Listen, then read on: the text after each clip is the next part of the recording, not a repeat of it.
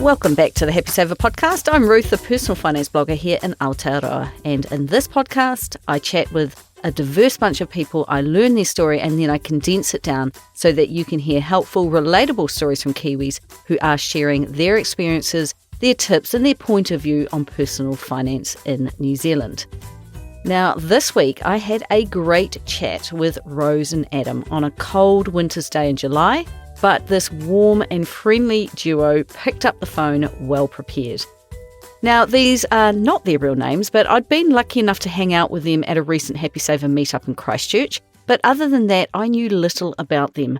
But give me a few hours with anyone, and that is no longer the case. Now, Rose calls herself the extreme saver of the two, who, with a lot of personal education, has overcome her deprivation mindset. She loves a good spreadsheet, loves the nitty-gritty details, and age 50, she is well into her career as an entomologist, working in weed biocontrol. Adam, on the other hand, is the big picture part of the team. He loves coming up with creative ideas and solutions. And while Rose might be sifting through the details, Adam will be proclaiming, "We have enough, we can afford it." He is 54 and works for the probation service out in the field planting thousands of native trees across Canterbury. Now, they've been together since her late teens and his early 20s, and just over 20 years ago, they made the move from Israel to Ōtautahi Christchurch. As always, I'm intrigued by those brave enough to up sticks and move countries, and always interested in how they found their financial feet once they got here.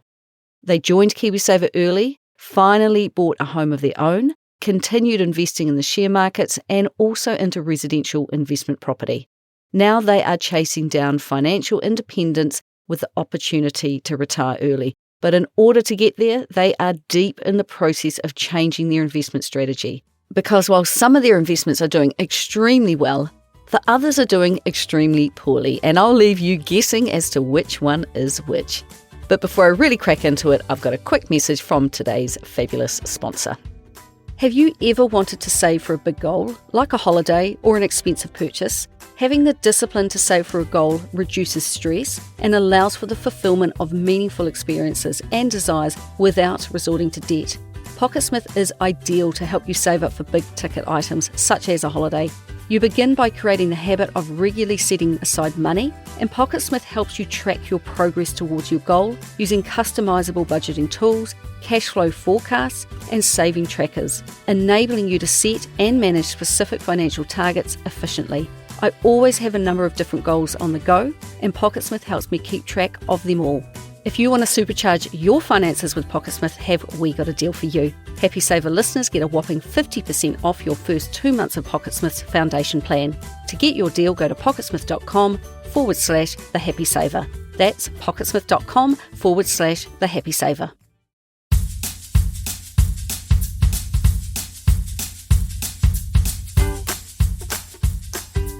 Both Adam and Rose grew up in Israel. He grew up with an older sibling and she is the middle child of 3.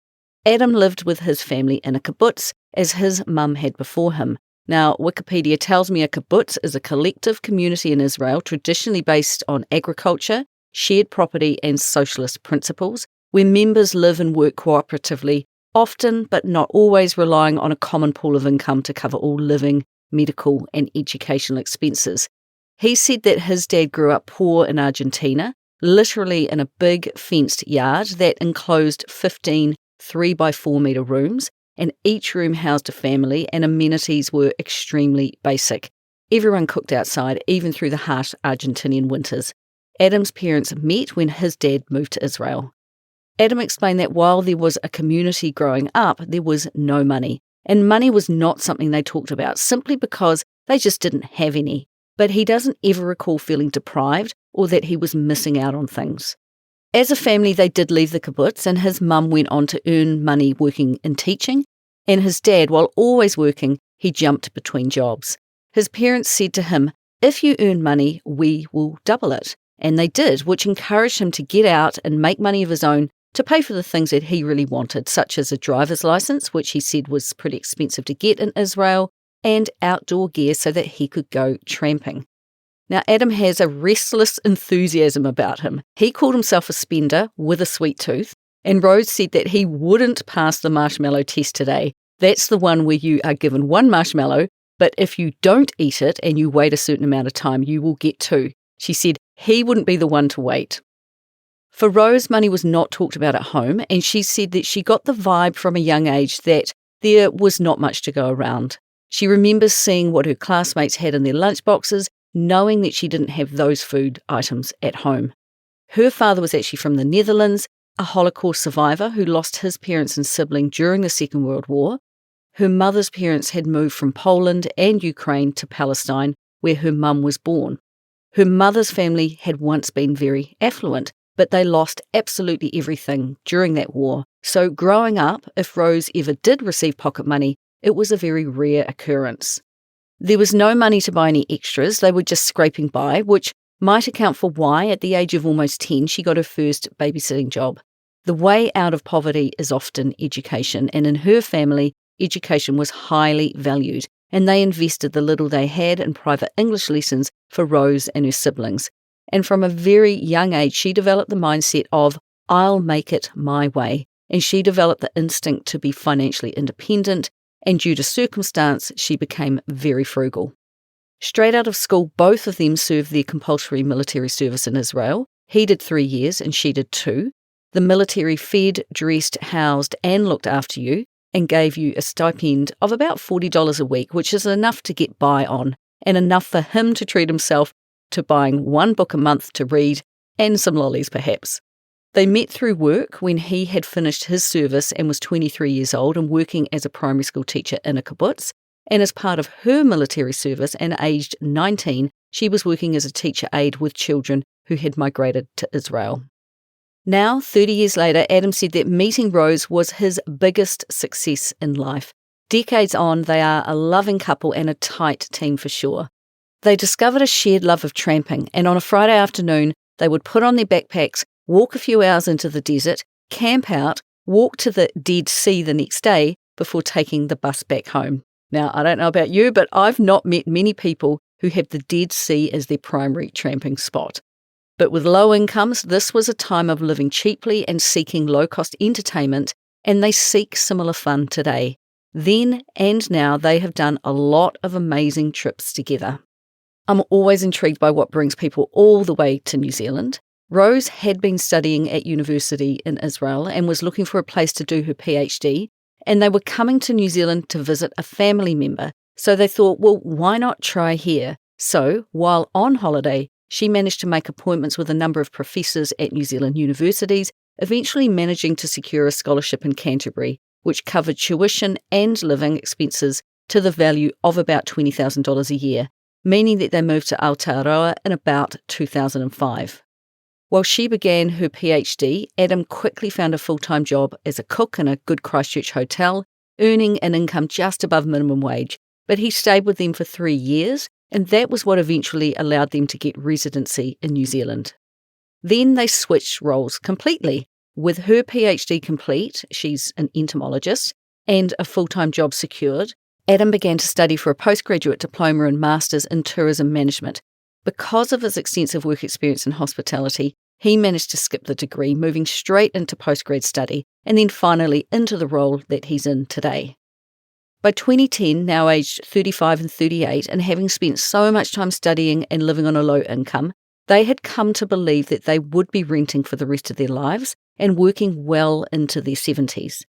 Rose in particular had always assumed home ownership simply wasn't going to happen. The maths just didn't sit right with her. She had a strong aversion to the idea of taking on a 30-year mortgage, only to end up paying the bank nearly twice what they had borrowed. As house prices continued to climb, owning a home felt increasingly out of reach, and they accepted that renting would likely be their long-term future. They had very kind landlords in their rented Christchurch whare, who barely increased the rent the whole time they were both studying, which they really appreciated. And when the Canterbury earthquakes began in 2010, their rental property suffered only minor cosmetic damage. And as they watched what went on around them, as renters, they felt so very lucky that they didn't have to deal with the nightmare of insurance companies, as the homeowners of Canterbury, myself included, did.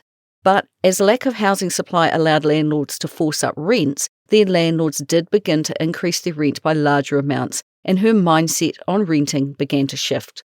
Although she had thought they might rent forever, she quietly began saving up a deposit for a home of their own one day. Now, Adam had joined KiwiSaver when it began in 2007, and she joined in 2008 when she started working.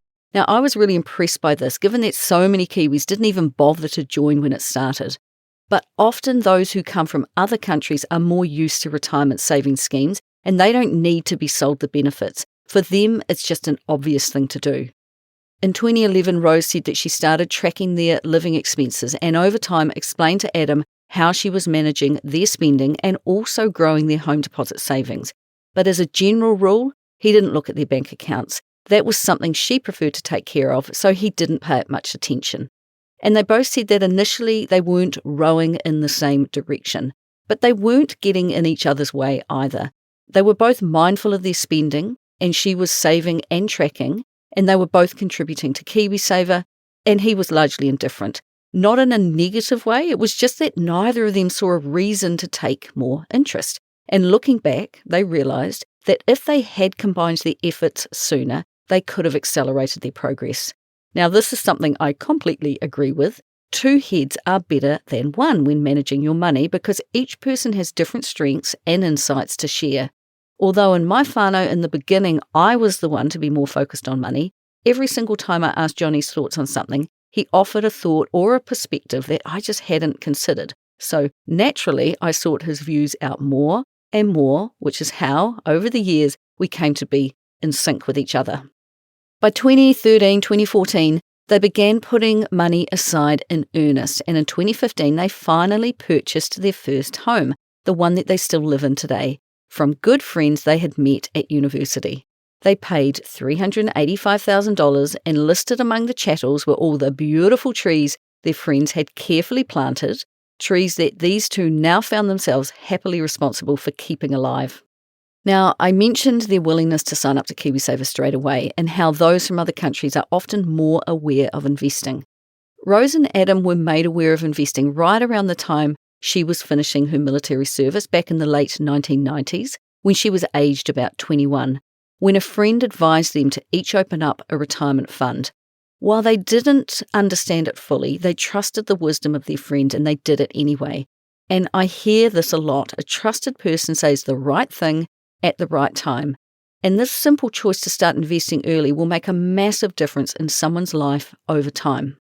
Even when they permanently moved to New Zealand, they both dutifully added to their schemes back in Israel under the mistaken belief that they had to. They thought they might lose an insurance cover connected to their fund if they stopped.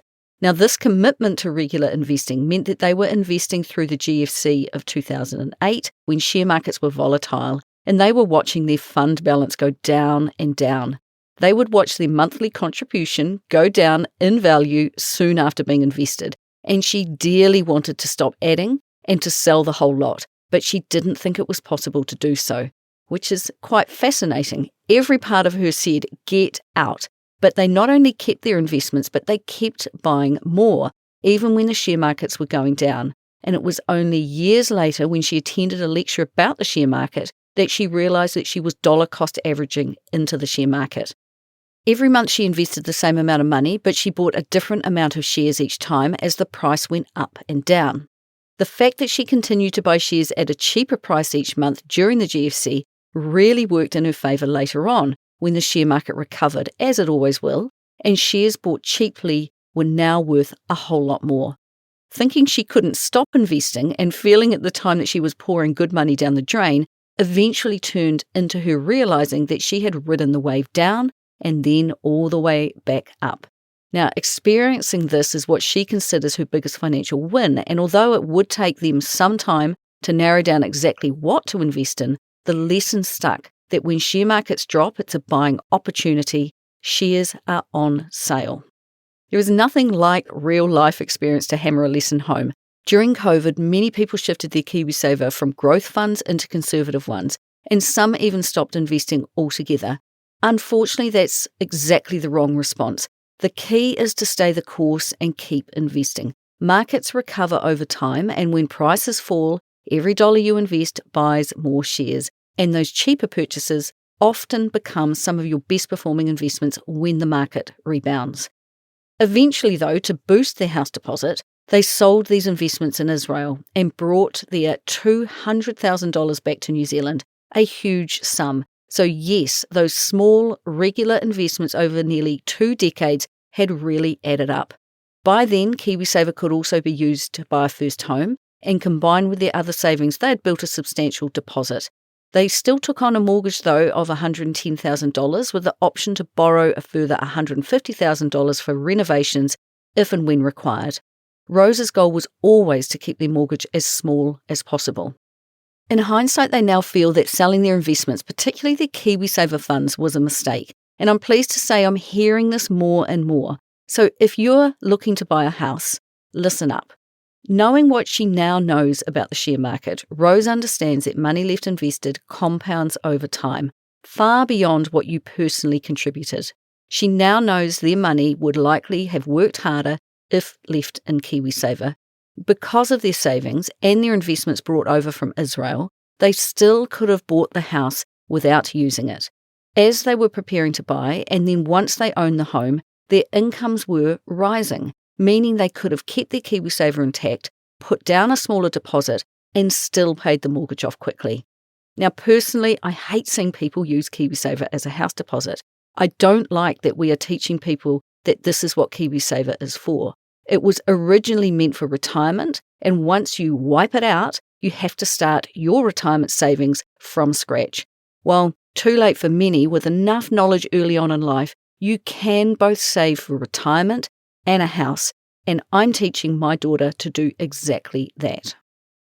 Now, given Rose's aversion to debt and her desire to put down as big a deposit on their home as she could, so that she had a smaller mortgage that they were paying off quickly, she was about to get a whole lot more comfortable with the concept of debt.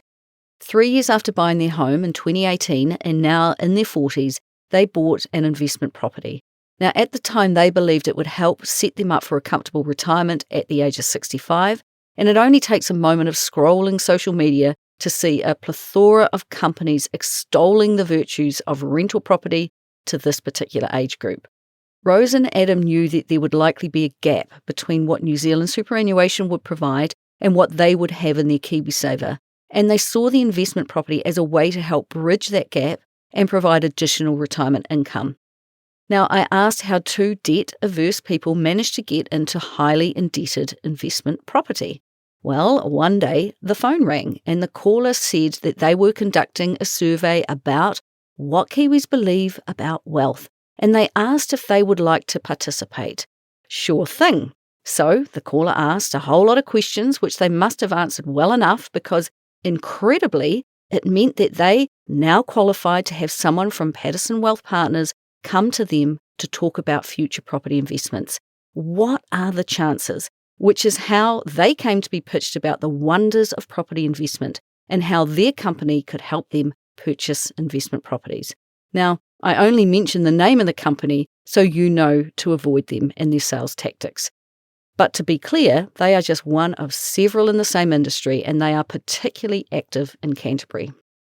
Now, by this time, Adam and Rose had heard of the FIRE movement, which is Financial Independence Retire Early, but it was very American-based, and they couldn't quite see how it might apply here in Aotearoa.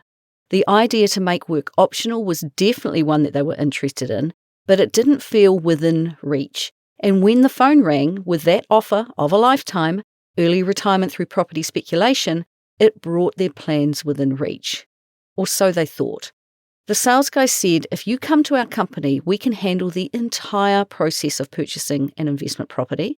If you don't end up buying, it will cost you $250 given all the work we've put into you two. But if you do, it's all covered, which is code for you'll be paying us either way you look at it. They explained how you can buy a property that makes an income via rent or through capital growth. Their brand new properties would give the latter capital gains or capital growth over time, and you buy low and you sell high. Plus, they reassured themselves, and their salesperson backed up the view that a new house would provide a nice home for someone, and they wanted to be good landlords, offering a really comfortable home. Once the heavy sales pitch from Patterson Wealth was complete, they were still undecided, so they weighed up this big financial decision by literally tossing a coin. They were so unsure if this was a good idea or not that they placed their financial fate in a coin toss. The coin toss said do it, so they signed up to a Williams Corporation one-bedroom new build townhouse on an interest-only mortgage, paying $370,000. Again, I mention a company name so you know who to avoid, but again, they are just one of many. When they were signing up for their first property, their salesperson explained the concept of leverage. They didn't need a cash deposit because they borrowed against the equity in their own home, which they were still steadily paying the mortgage down on, thereby increasing the equity to fund the purchase. Then in 2019, with the original salesperson now working directly for the building company and having clearly kept hold of their client list, Adam and Rose bought a second investment property in Christchurch. By now they had started on a journey that they hoped would lead them to early retirement, and second time around, they bought a two-bedroom townhouse for $479,000, again using an interest-only mortgage for the full purchase price. Now these two were really starting to think about how to build long-term wealth to support them in their eventual retirement. And if that retirement came a little earlier in life, well, even better. And the salesperson they dealt with tried to calculate what retirement might actually look like. They calculated how much they were likely to have in KiwiSaver, what they'd receive from New Zealand Super, and compared that with what they expected to spend in retirement. And even after factoring in KiwiSaver and the pension, they were still projected to be about $5,000 a year short. And they thought they would need about $800,000 of cash at retirement to cover the gap. Now, what I really like is that Adam and Rose were asking the right questions, and they were trying to put a figure on how much money they need to have at retirement, but don't spend too much time dwelling on that number, because by this stage of our kōrero, I already had kind of grave concerns about these sales guys' ability to do math. If you are aware of financial independence, you'll hear $800,000 and you'll be thinking about high growth share investing in a massive ETF and the 4% rule and how easily you could cover that small $5,000 gap with a nest egg of that size.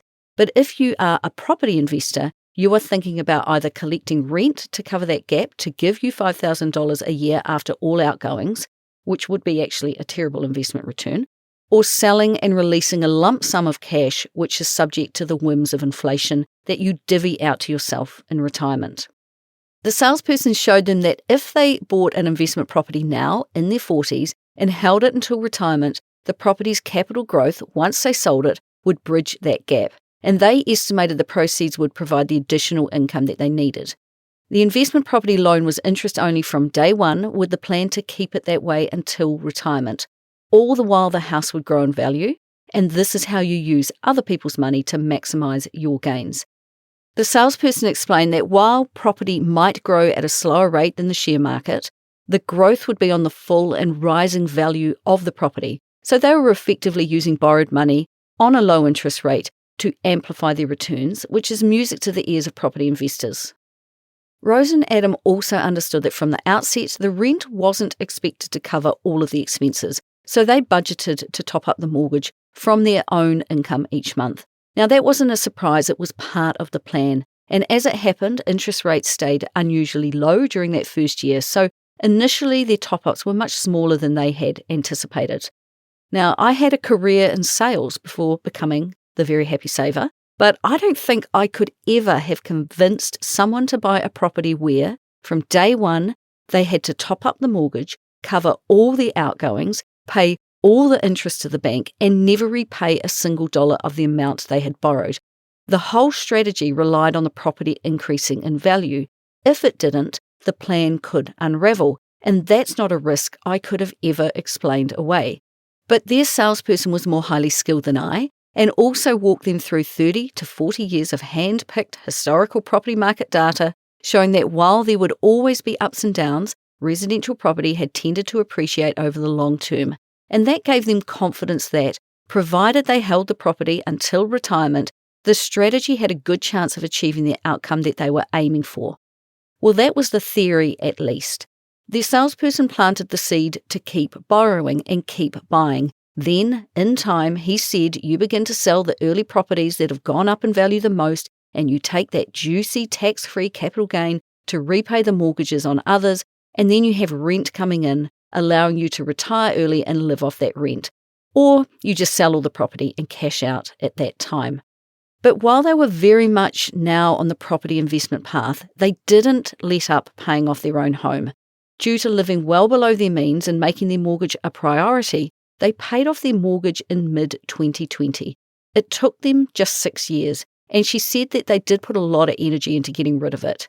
Had they left their KiwiSaver alone, it might have added another year or two to the payoff date. And with hindsight, Rose said that leaving their KiwiSaver alone, it would have been the better option because they would have had a paid-for house and a decent and growing KiwiSaver balance as well.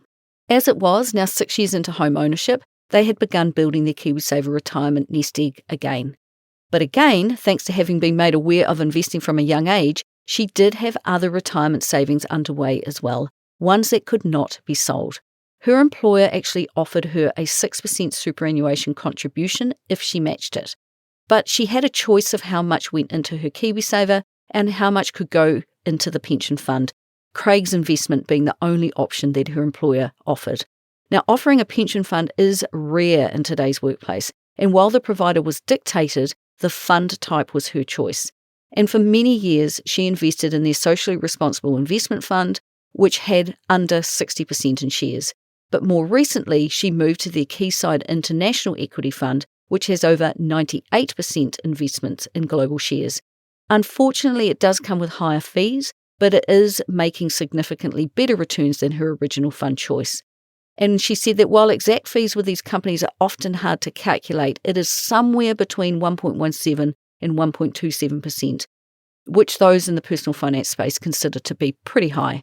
She is in an actively managed fund, and she has spent a considerable amount of time over the last year or so researching and asked payroll for alternatives in an effort to lower her fees, find a passive investment, and increase her returns. But it's the best she can do. Throughout their foray into property investment, this pension fund has been ticking along and is locked in until she turns 55, which is in 2030. So this couple now had a number of irons in the investing fire.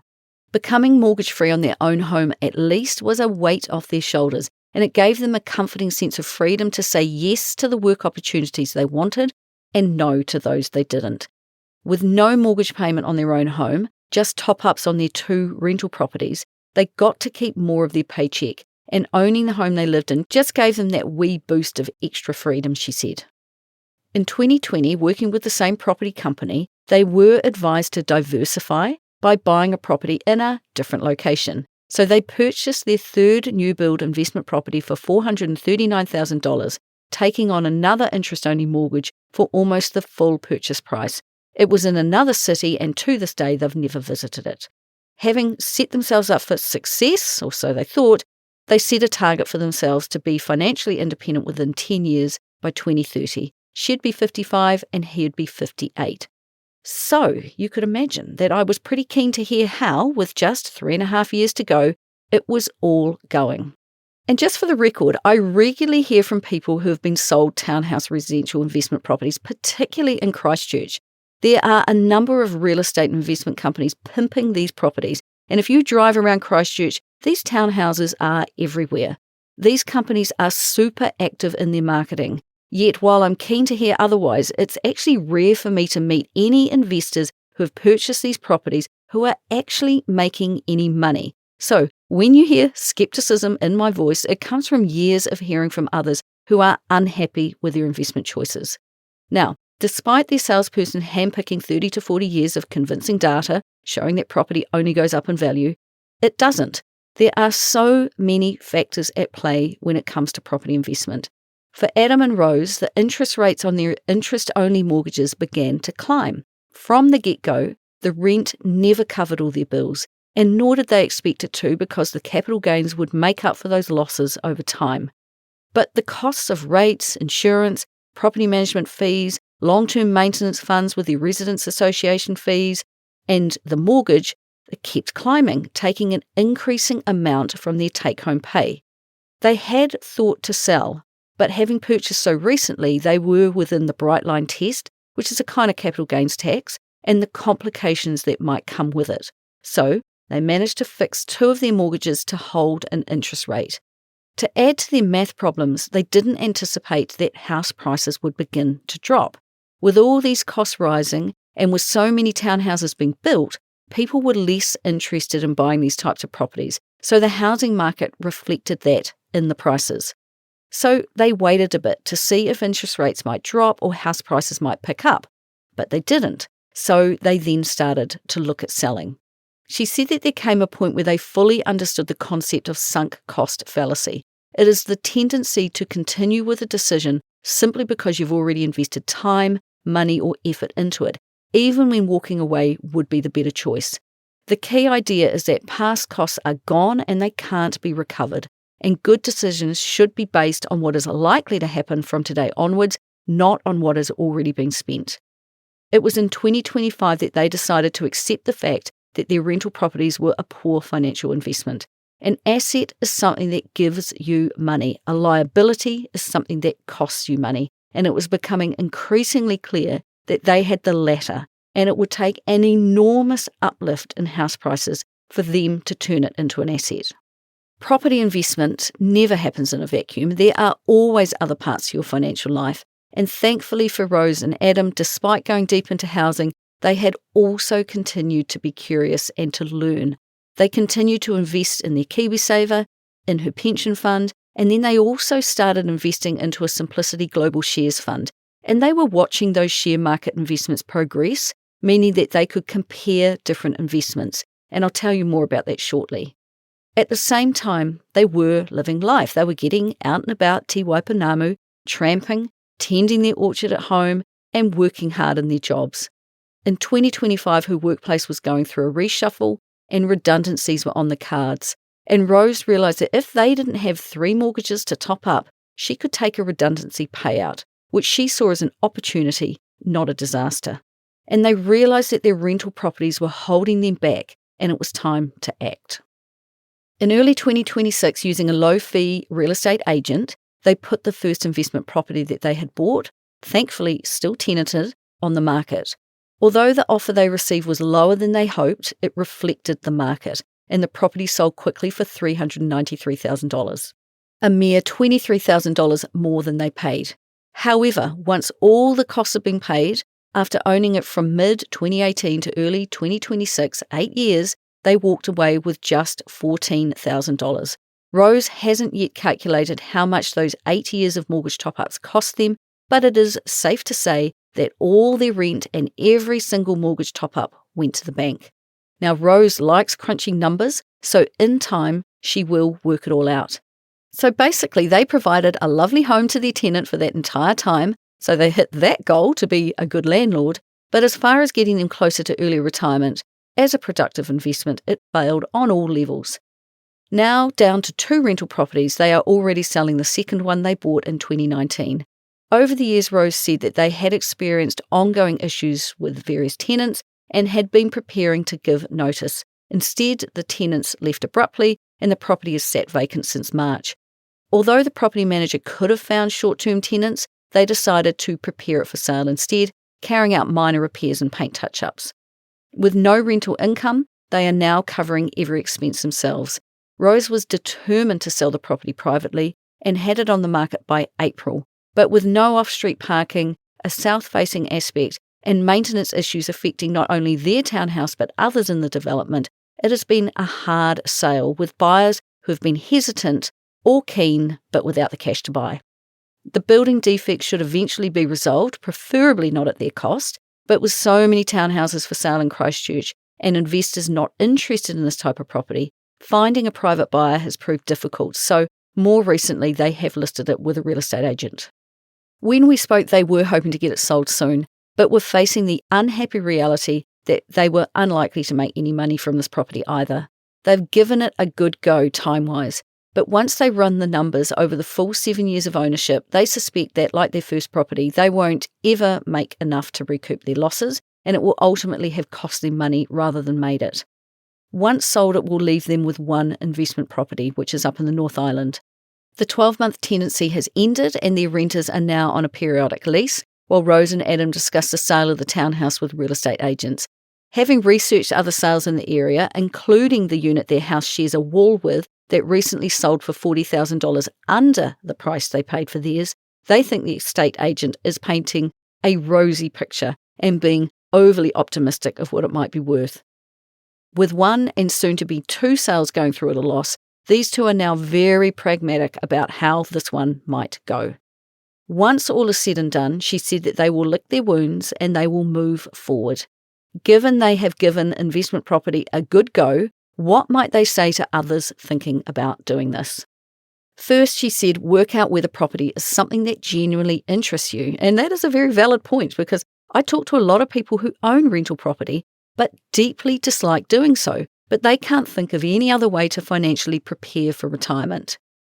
Do your homework, and if being a landlord isn't your thing, don't do it. She said to remember that even with a property manager, rental property isn't passive, not by any stretch of the imagination. Even with brand new homes, there's always something needing your attention. Rose said that they have spent countless hours, weeks, and months dealing with their investment properties, by which they mean homeowner associations, insurance paperwork, property managers, accountants, banks, maintenance, lawyers, councils, all sorts. The New Zealand housing market isn't what it was 20, 30 or 40 years ago, she said, so don't expect the same playbook to work. And if you do buy an investment property, make sure it stacks up from day one, because a business that loses money from the start simply isn't a good business. They were relying on making money when the property sold, but if you are losing money on it in all the intervening years, it's got to sell for a heck of a lot of money to cover those losses and give you a profit.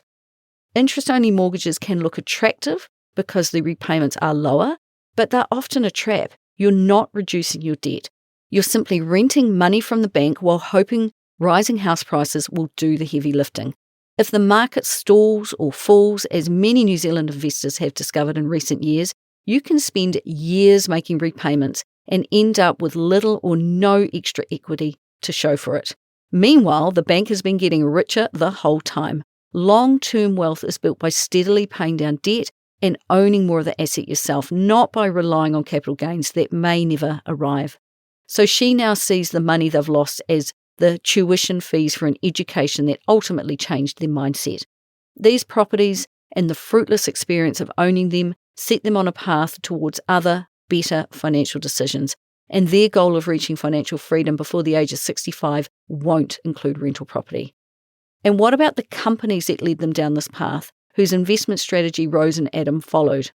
All their convincing sales talk, their seminars, their webinars, investing courses and projections look great on paper, but they didn't achieve the in-real-life returns that their salesperson suggested they might. Well, at their last meeting, the Patterson salespeople acknowledged the investments were not working, and their advice was to sell and move on, accepting that the ongoing mortgage top-ups were unlikely to ever be recovered through capital gains. Quite the admission of defeat. Now, for this couple, their very optimistic outlook means that they need to stomach the loss, take the lesson, and just move on with their lives. This couple is just one of thousands of people who have used property development companies throughout New Zealand, and perhaps it's just the people I keep company with, but it is exceptionally rare to meet anyone who is or has made money using this type of company and investment in more recent years. As for the developer, Williams, this couple have also been left feeling disillusioned about them too. Rose said that they and other owners have been given the runaround over maintenance issues, and more recently, she noticed the company's emails they receive are now promoting gold investments as well. Quite the pivot away from their core business of residential property development. Perhaps property isn't working so well for them either, and they are finding a new niche to try to attract customers' money to their product. Sounds like something worth avoiding, if you ask me. Now, throughout the years of using their take-home pay to top up their 3 rental properties, thankfully they didn't just rely on property to make money. They have also taken a decent chunk of every single paycheck to pay into other investments, and thankfully these ones have actually been making their money. Hurrah for that! Now, underpinning the last 6 years has been the desire to retire at the age of 55, trying to work out how to cover the years between stopping work and receiving New Zealand superannuation and accessing their KiwiSaver. Now, this is another financial win, this change in mindset that you don't have to grind through life and work into your retirement years. There are ways to give yourself the option to work less sooner. The pension they have with Craig's is available to be used when she turns 55 in 2030, and it has a current balance of about $154,000. In addition, they worked out that they would need to invest about $50,000 a year, this time into a low-fee, high-growth fund to create enough of an investment to bridge the gap. So the plan is to try to build this up. And currently they have about $309,000 invested with Simplicity, so they are well on their way. They are creating kind of buckets of investments to pull on at different times. Plus, they also purchased some single stock investments along the way, buying into Mighty River Power, which is now called Mercury, when the government was selling it off. Their primary motivation was to keep this company in New Zealand hands, they said, and their small holding is their way of doing that, and their returns that they currently reinvest to buy more shares have always been pretty good, about 12%, she said. They also hold shares in a functional medicine company called Be Pure, whose share price has not changed, but whose products they personally use and hold in high regard. Plus, they put some money into crypto, which they knew was speculation, but worth a try out of interest, which turned out to be a complete scam. But how did they even hear about this random investment that is currently going through the courts in another country as investors try to get their money back? Well, from the salesperson who sold them their first and second investment properties. If they ever see a cent of their money, it will be pocket money, they said. Now, clearly, these two were poking around, looking for information and a pathway to create a secure financial future for themselves. It was just unfortunate that the glossy advertising and slick salesmanship of poorly performing investments got their attention first. But these two are not quitters, and they keep on looking. They paid $3,000 US for a course called Money in the Nervous System, which they found immensely valuable. Now, I'm skeptical about paid courses such as this, but they rated it highly, crediting it with really helping Rose in particular overcome the scarcity mindset that she grew up with and with helping her be calm. She said that if you want to know more about it, you can get in touch with me and I'll connect you with her. Plus, they found and completed the free online personal finance course called Rebel Finance School, which is run by Alan and Katie Donegan, who have absolutely nothing to gain apart from good karma. Now, more than any other resource, it was both of those courses that gave them the big jump in financial education, and I'm delighted to hear that. And then they found their local personal finance group called Choose FI in Christchurch. And if either of their workplace offers a seminar, they take it. And if any of their KiwiSaver or share investment providers offers a webinar, well, they watch that too. Apart from these resources, apart from listening to some podcasts, they don't really follow any other specific personal finance content.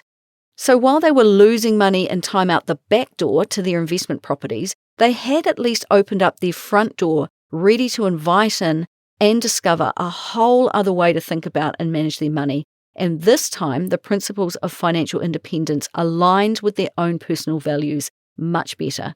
So financially speaking, as they still work on their financial patchwork quilt, where are they at? Both have their KiwiSaver in an Invest Now KiwiSaver Foundation Series Total World Unhedged Fund. It is low fee and an aggressive fund with full exposure to global share markets and the thousands of companies within them. Collectively, they contribute almost $8,000 a year, and he has a balance of $72,000 and she has $110,000. So $182,000 and growing nicely now.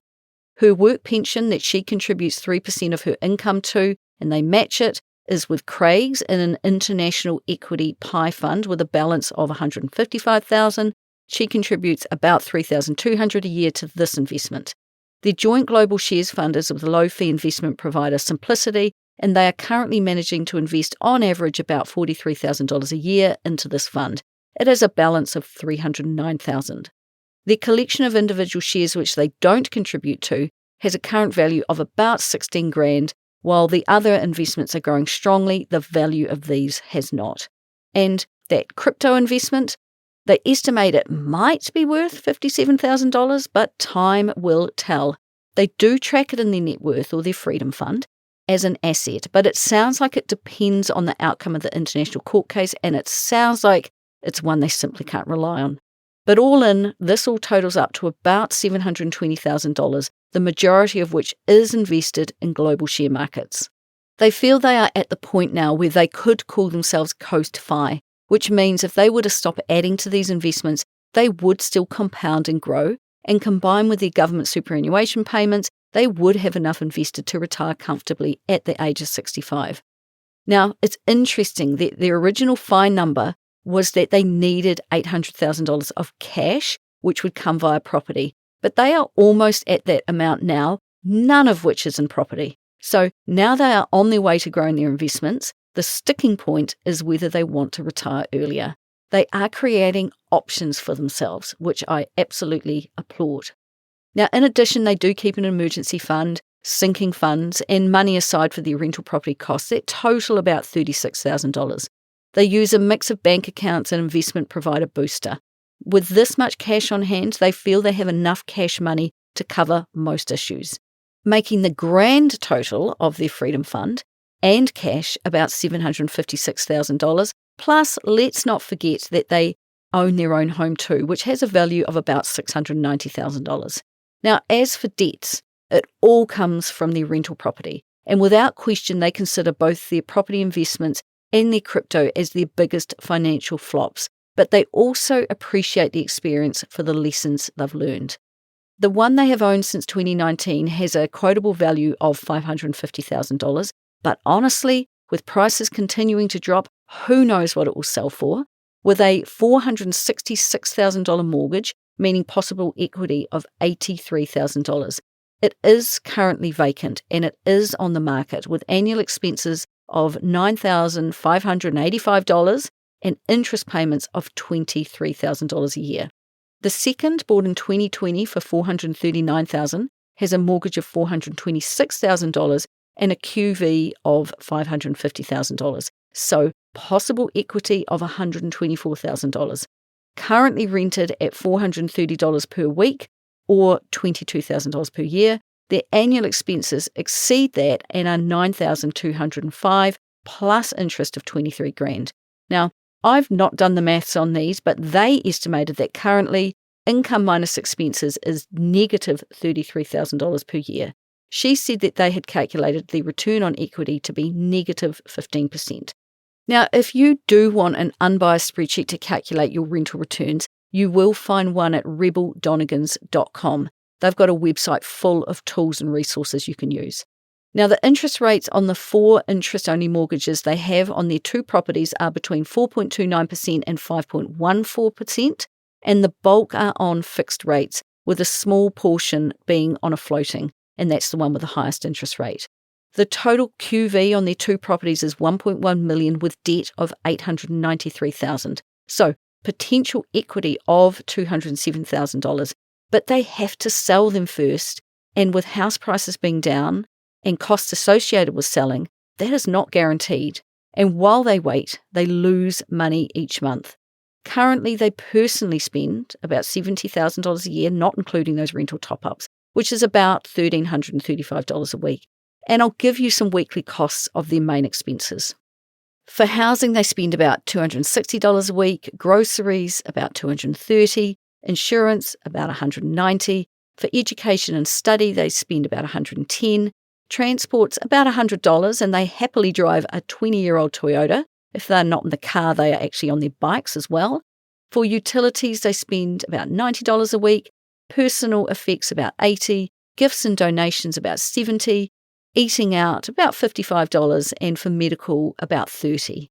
And finally, there was the hobbies and travel category, where they spend only $20 a week.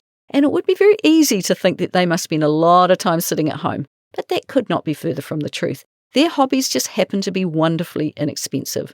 For the past 5 years, a huge part of their lives has been learning te reo Māori through Te Wānanga o Aotearoa, something they can do for almost free.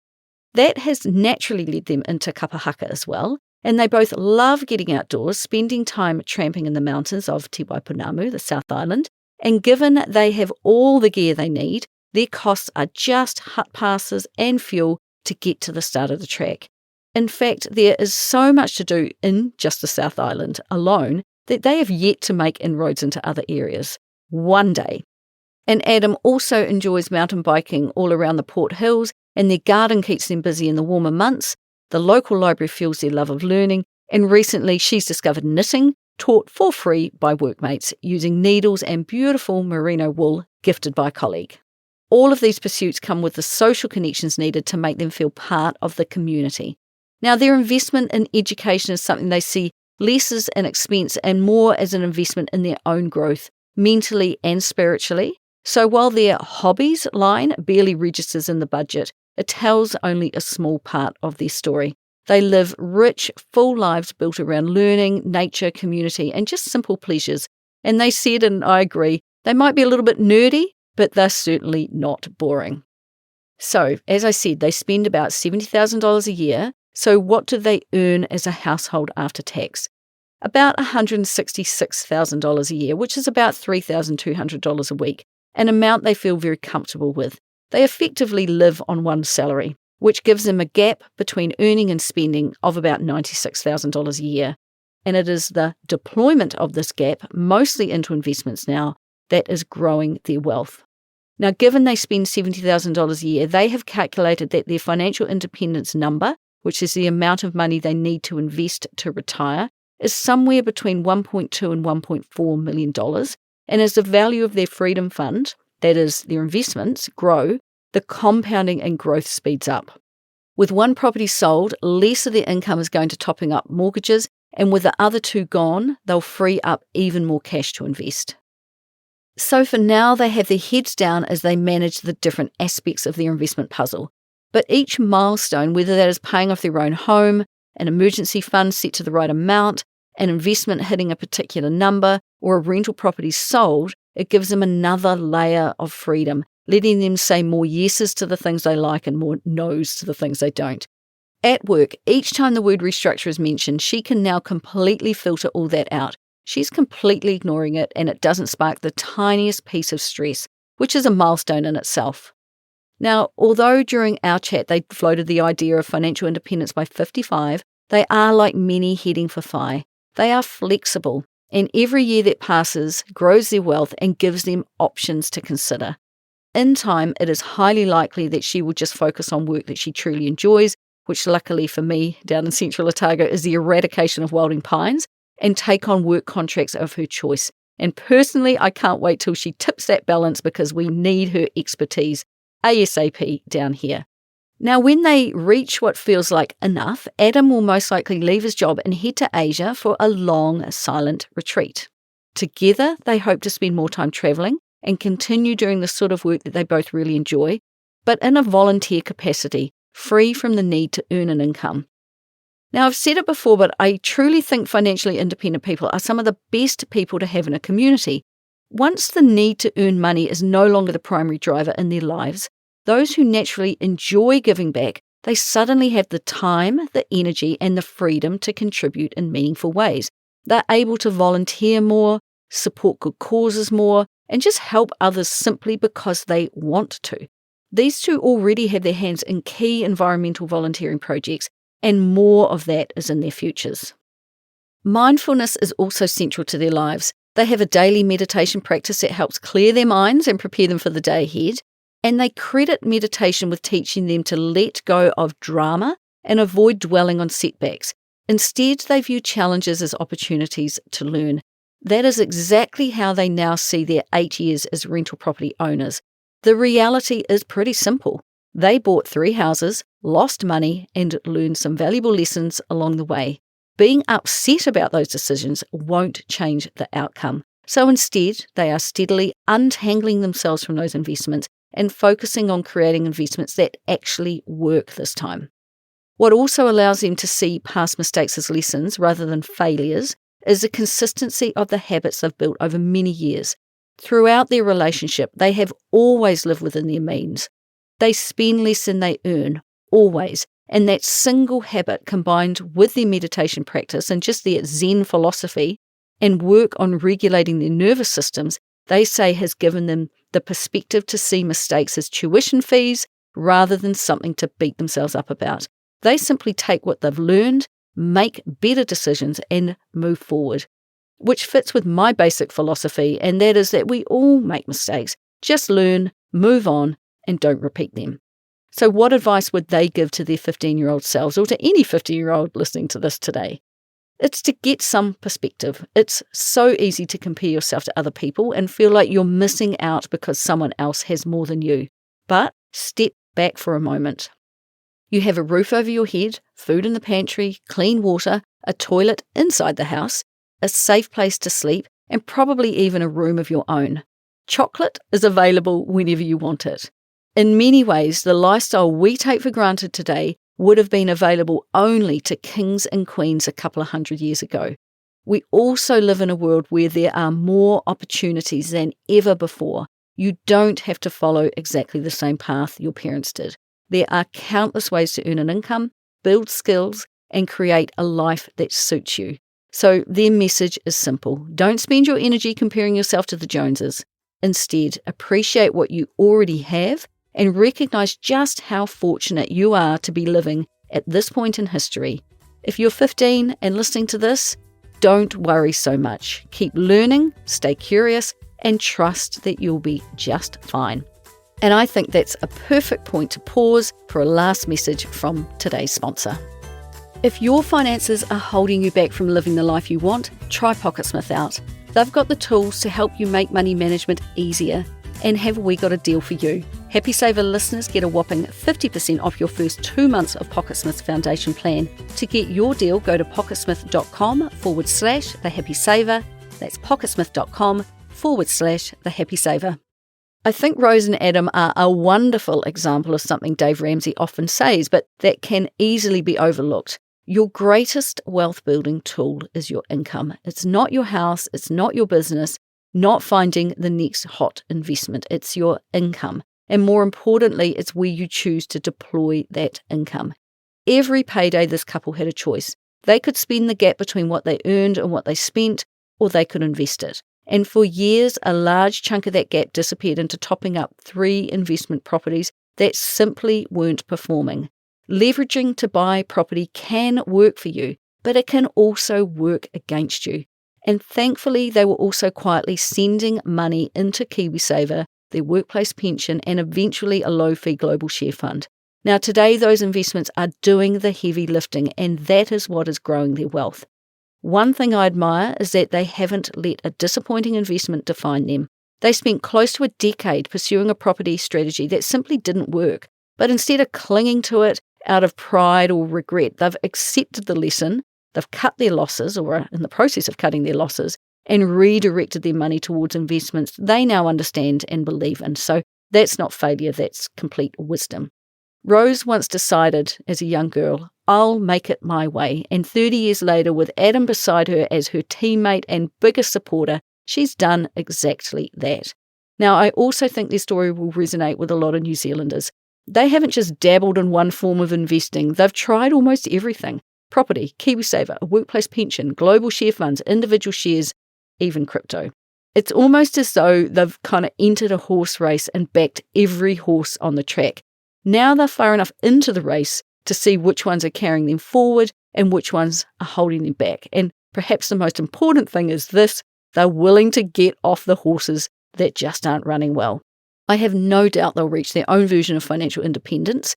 It may not look exactly as they imagined when they bought their first investment property, but that's the beauty of staying curious. As you learn, your plan evolves. So, ngā mihi nui. Thank you so much, Rose and Adam, for being so generous with your time, your numbers, your mistakes, and your wisdom. I know your willingness to share your financial life so openly will help many others make better decisions with their own money. And if you ever do a deep dive and crunch those investment property numbers, I'd love to see them. So that is all from me this week. If you want to get in touch, you know you can find me at thehappysaver.com. Thanks to all the people who send me such lovely emails telling me you like this podcast. I really appreciate you taking the time to do that. And please do share it with your friends. It is the best way that people can learn about the podcast. And I would love it if you would talk more about money with your own friends and whānau and help me continue to help others be better with money. So until next time, happy saving.